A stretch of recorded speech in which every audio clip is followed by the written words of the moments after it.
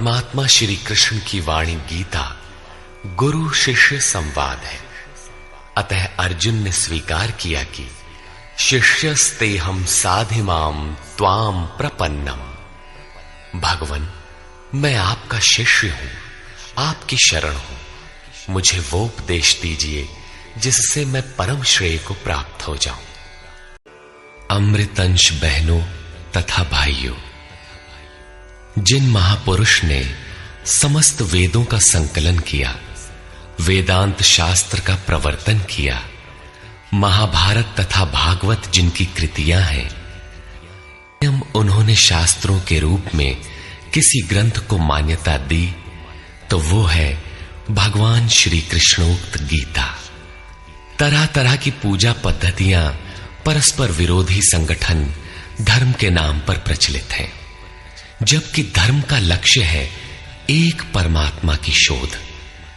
कल्याण स्वरूप वो परमात्मा एक है, उसे प्राप्त करने की निश्चित क्रिया का पालन धर्म है। जब परमात्मा एक है, उसे प्राप्त करने की क्रिया एक है, तो बहुत से पंथ क्यों?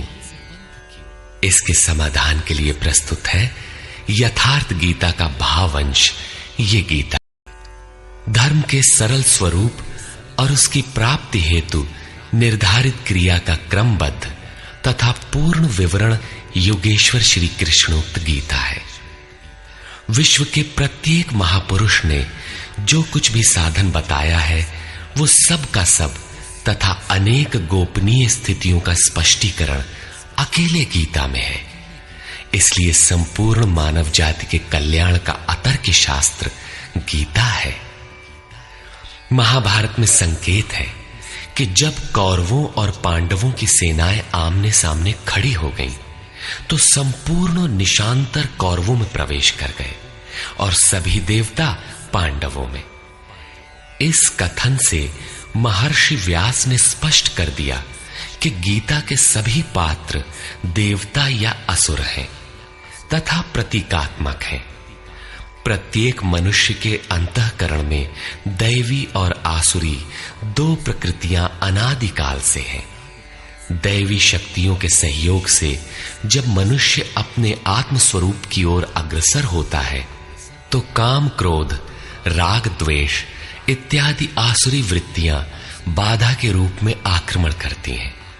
उनका पार पाना ही वास्तविक युद्ध है। अर्जुन श्रेय के लिए विकल था। उसकी दृष्टि में श्रेय का उपाय था कुल धर्म, पिंडोदक क्रिया, वर्ण संकर से बचाव, कुल क्षय से बचने के लिए युद्ध न करना इत्यादि। मात्र इतनी सी शंका के समाधान हेतु भगवान को उसे 18 अध्याय गीता समझानी पड़ी।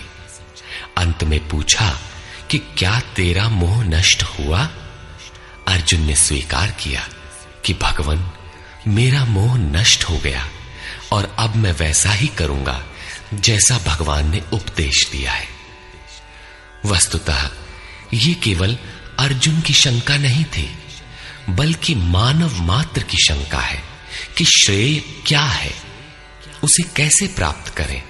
इसलिए स्त्री पुरुष, आबाल वृद्ध, मानव मात्र के लिए गीता के 18 अध्याय का अनुशीलन एवं नियमित पाठ नितांत आवश्यक है, जिससे ब्रह्म विधि की स्मृति सृजित रहे तथा बच्चों में भी इन कल्याणकारी संस्कारों का सृजन हो सके। इस गीता ज्ञान के बिना कोई भी मनुष्य उस ईश्वर के पथ पर नहीं चल सकता। अक्षय सुख, शाश्वत शांति, लोक में समृद्धि तथा मूल शंका समाधान हेतु इसके नियमित श्रवण से संपूर्ण परिवार तथा स्वजन समुदाय को सुसंस्कृत करें। संसार में कहीं भी मनुष्य हो, उसके लिए गीता सदैव अमृत वाहिनी है। गीता आपका शास्त्र है। गौरव का विषय है कि 5000 वर्ष से भी अधिक अंतराल के बाद श्री कृष्ण का यथार्थ गायन आपके सम्मुख है। जन्म जन्मांतर की रूढ़ियों से ग्रस्त मस्तिष्क को स्वच्छ कर चिंतन के प्रशस्त पथ पर चलने के लिए